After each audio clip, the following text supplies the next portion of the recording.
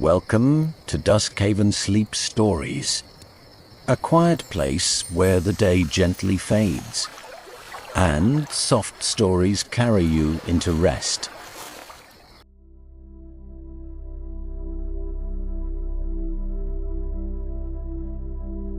Hello, welcome back. If this is your first time here, welcome. You found exactly the right place.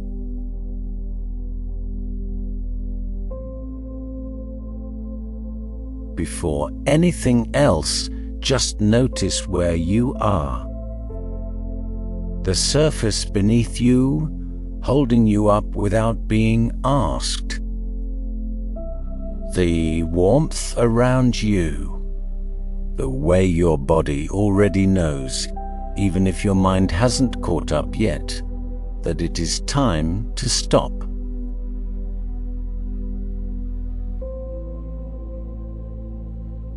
Let your arms go heavy. Let your legs go heavy. Let your face go soft. Your forehead, your jaw, the space just behind your eyes.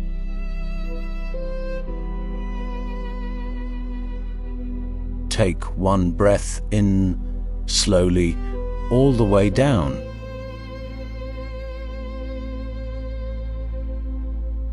And let it go, longer than it came, all the way out.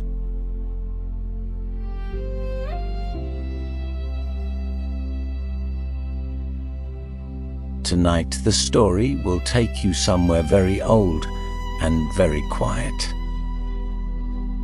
A woodland at the edge of evening, where the trees have been standing for longer than anyone alive can remember,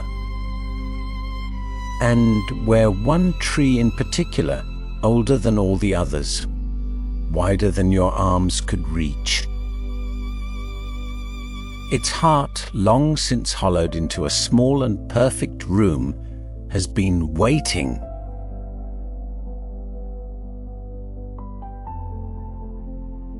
There is moss inside. There is warmth. There is the sound of rain beginning on the canopy far above.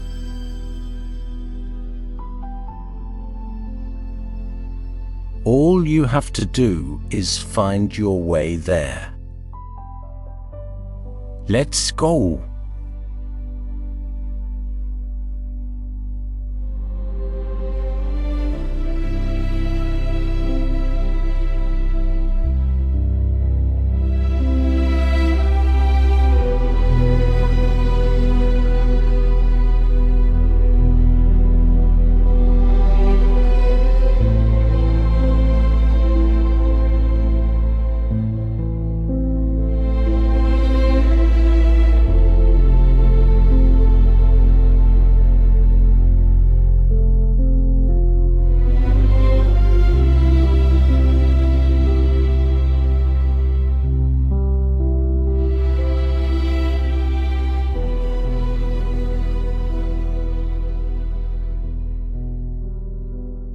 You enter the wood at the edge of evening.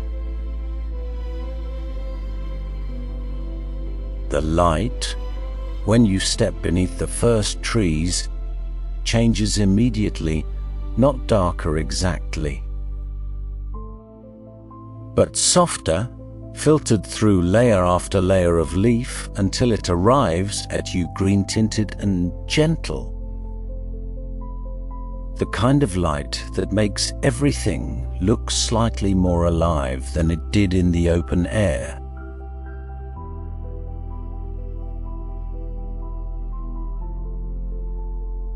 The path beneath your feet is covered in years of fallen leaves, layer upon layer.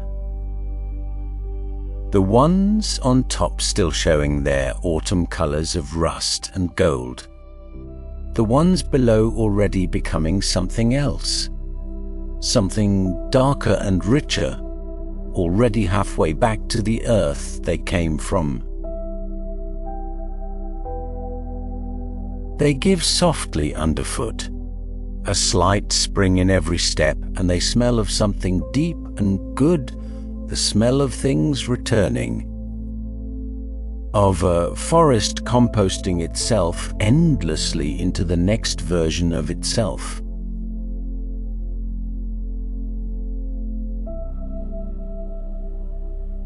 You walk without hurrying.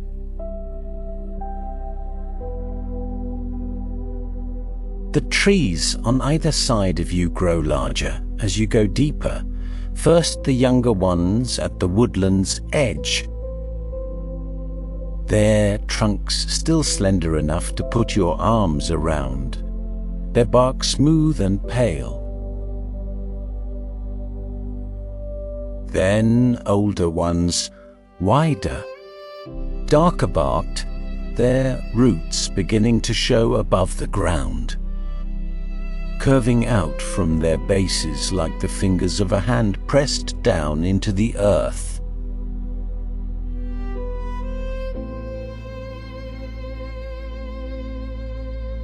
The birdsong is quieter now. Not gone, but settling. The daytime birds are finding their roosts, their voices becoming occasional rather than constant. One clear note here and then silence, another there and then silence again, like a conversation winding down naturally at the end of a long day.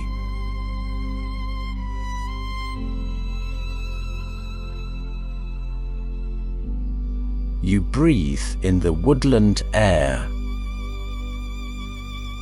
It is cool and very clean, carrying the faint mineral smell of damp earth and bark, and somewhere, just at the edge of it, the first suggestion of rain approaching, that particular electric freshness that arrives in the air before rain does.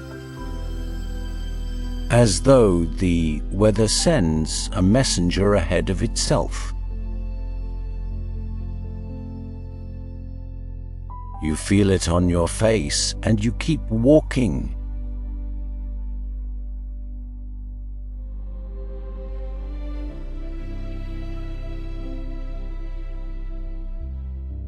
The path curves, and as it curves, the trees on your left open briefly into a small clearing, just a gap in the canopy,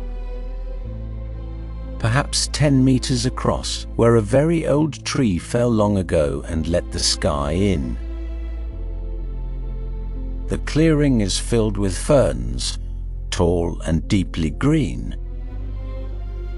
their fronds arching outward from their centers in perfect spirals, and between them, low patches of moss so vivid and so dense that they look almost artificial, almost too green to be believed.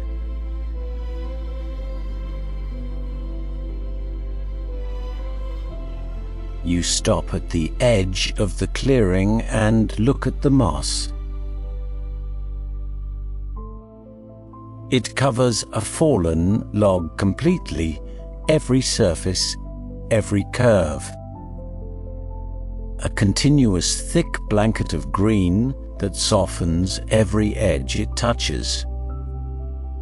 You crouch down and put your hand on it.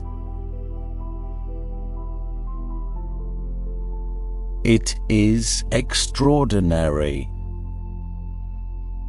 Softer than anything you expected. Cool and slightly damp, yielding under your palm like something that has been waiting to be touched. And beneath the softness, a slight springiness, a tiny resistance. The moss pressing back gently against your hand, the way a very good mattress presses back, meeting you exactly where you are.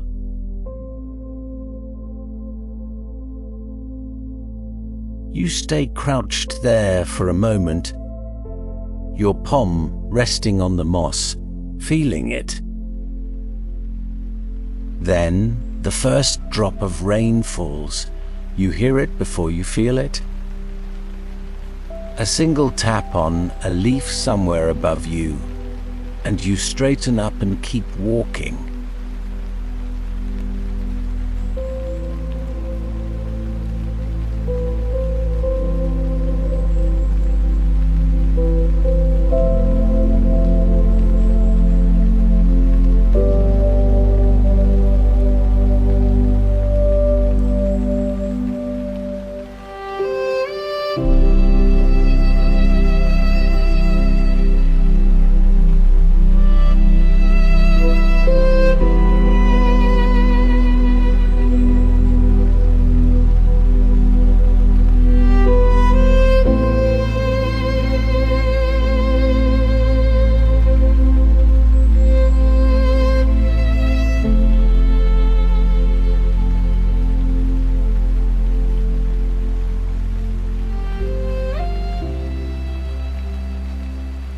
The rain is in the canopy now.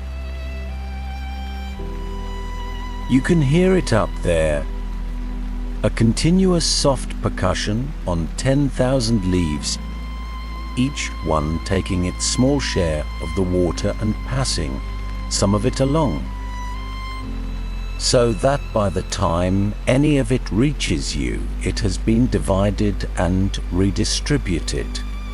So many times that it arrives as almost nothing, the occasional cool drop on your arm. A faint mist against your face, the gentle breath of water-cooled air moving between the trunks.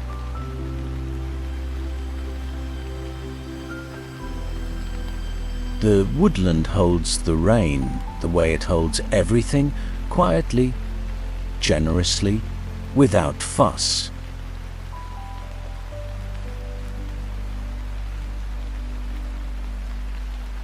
You walk on, and then you see it. At first it seems like part of the landscape, too large to register as a single thing, more like a feature of the terrain, or hill almost, a mass of bark and branch and root that your eyes take in piecemeal before assembling into something whole. The oak, it is enormous.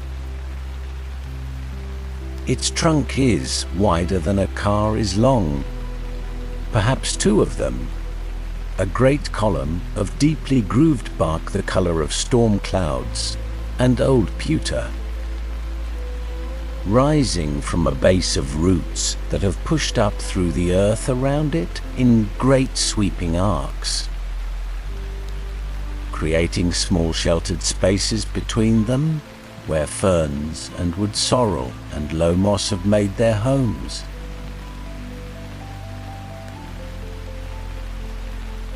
The canopy above is extraordinary, branches reaching outward in every direction, each one as large as a mature tree in its own right. The whole thing creating a ceiling of leaves that spreads so wide it has its own weather beneath it, its own quality of air, stiller and warmer, and greener than anything on either side.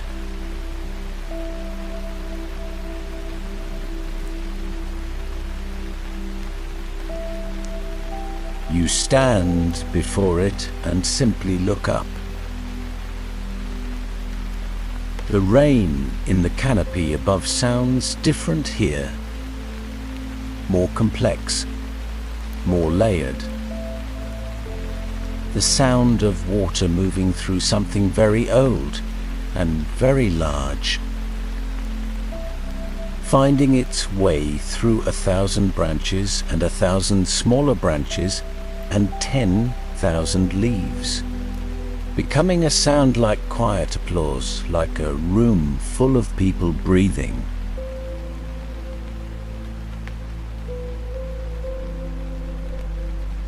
At the base of the trunk, facing you, is the hollow.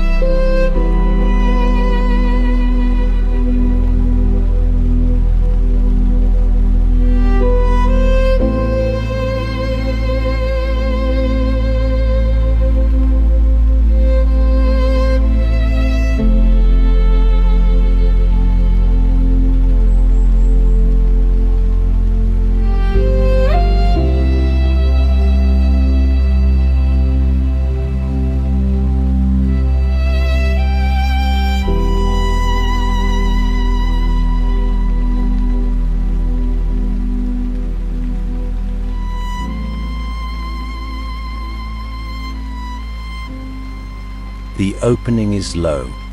You have to duck your head slightly to step through and narrow. But once you are inside, the space opens. It is larger than it looked from outside.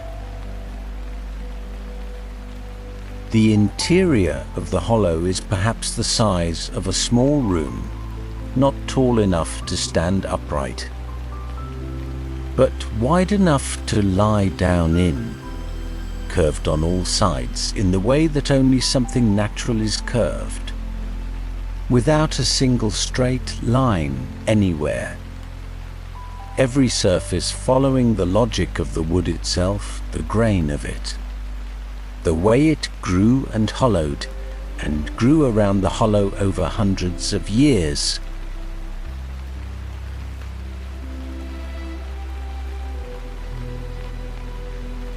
The walls are smooth in some places, rough in others where the bark has grown inward in ridges and whorls. They are the color of dark honey and old amber, of wood that has been slowly seasoning for longer than any human life.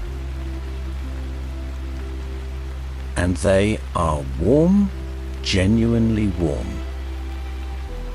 Holding the warmth of the tree, the warmth of the living wood around the hollow, a deep and steady warmth that has nothing to do with fire and everything to do with something older.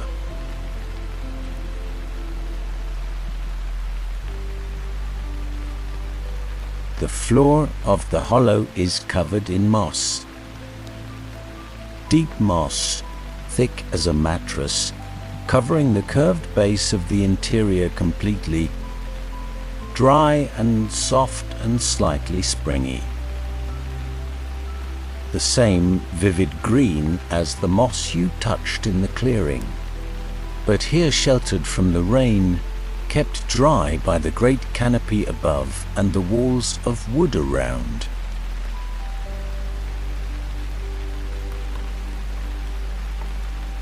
You sink down into it. Your back, your shoulders, the backs of your arms and your legs. The moss receives you completely, shifting and compressing just enough to hold the shape of you. Pressing back gently, warm and soft and absolutely still.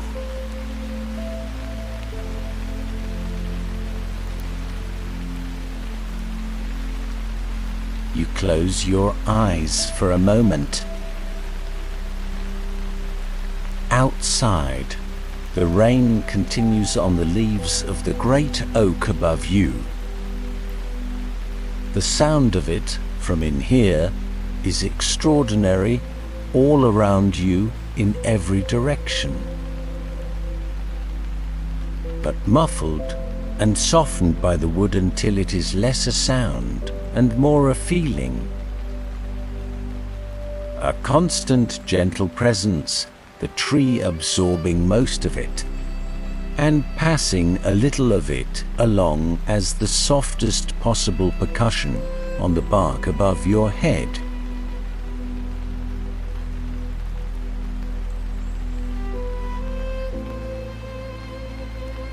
You feel completely sheltered. Not hidden, sheltered. The way you feel sheltered when something very large and very old and entirely trustworthy is standing between you and everything outside.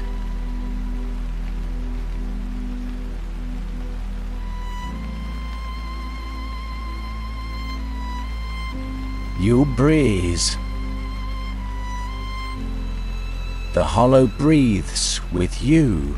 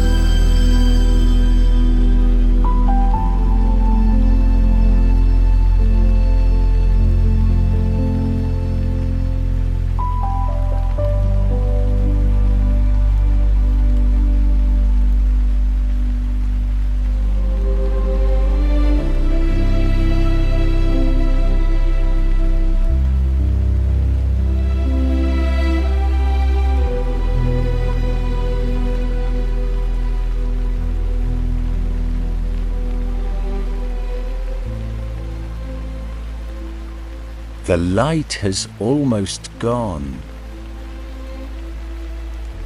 Through the low opening of the hollow, you can see a small portion of the woodland outside, a patch of mossy ground. Two roots arching overhead, the dark shapes of fern fronds hanging still in the rain. The light out there is blue now, the deep blue of a woodland after sunset, and it is the most peaceful color you have ever seen.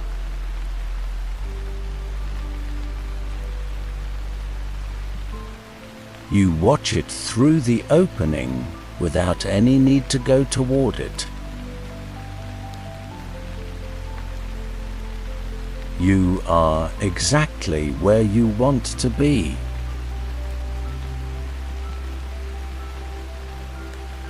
The moss beneath you has taken on your warmth, so that now it feels like something that was made for you specifically, shaped and softened for this exact moment, this exact weight.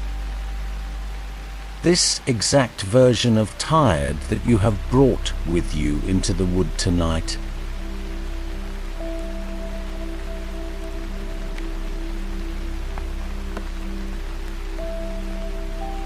Your shoulders sink lower than you thought they could go. You hadn't realized how high you'd been holding them until now. Until the warmth and the quiet and the deep, steady presence of the tree around you made them simply let go.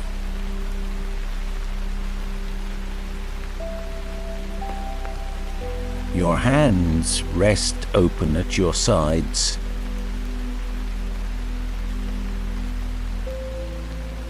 Your legs stretch out long against the moss. You feel your body from the inside, the weight of it, the warmth of it, the way your chest rises and falls so slowly now, so much more slowly than it did when you first stepped into the wood.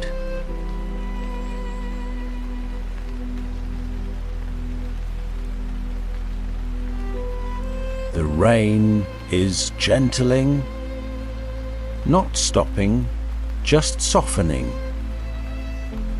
The way rain does when it has said what it came to say and is now simply staying for the warmth of it. The sound in the canopy above shifts from the soft percussion of arrival to something even softer, a continuous sigh. The sound of an enormous thing being very still.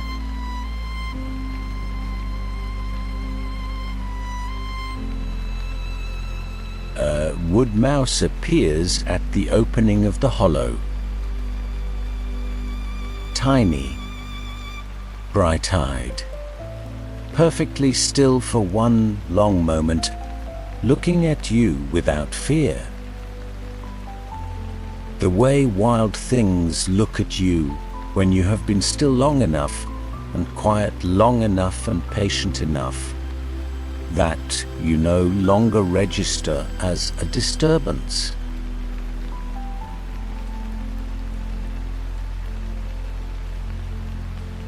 Then it is gone, and the hollow is yours again.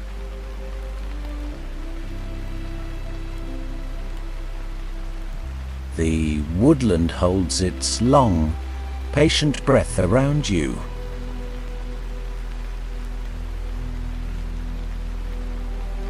The oak holds you inside it.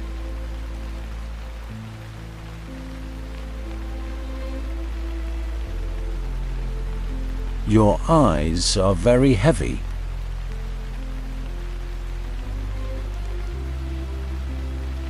You let them close, in, out.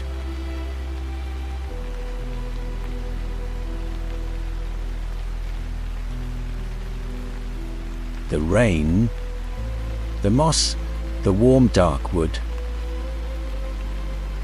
the deep, slow breathing of a tree that has been standing here for 300 years, that has held this hollow open all that time, as if it knew that one night, at exactly the right moment, someone would need exactly this.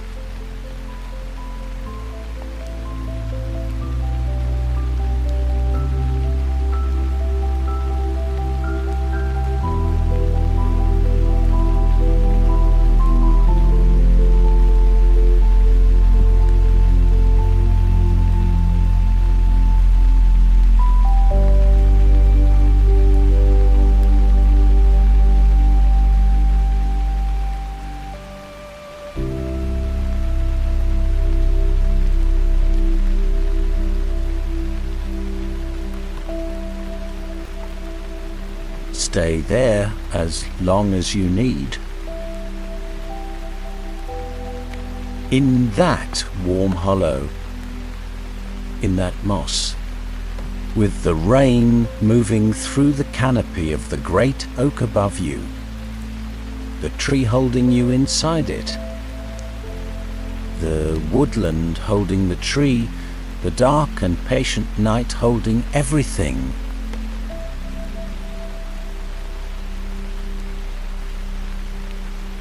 Feel how still you are.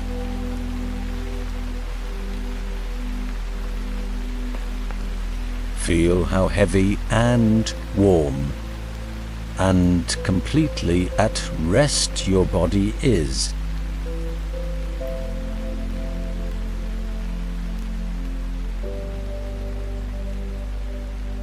Let your breath move on its own.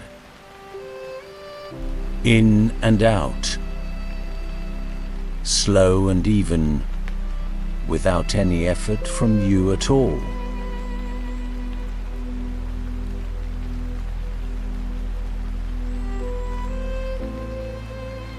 You are sheltered.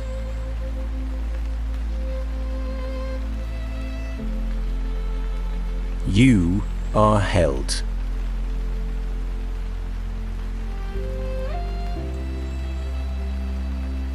There is nothing outside this hollow that needs your attention tonight.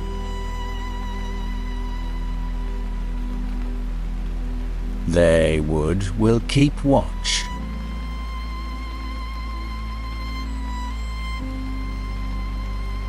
The oak has been keeping watch for 300 years, and it will keep watch a little longer tonight while you sleep.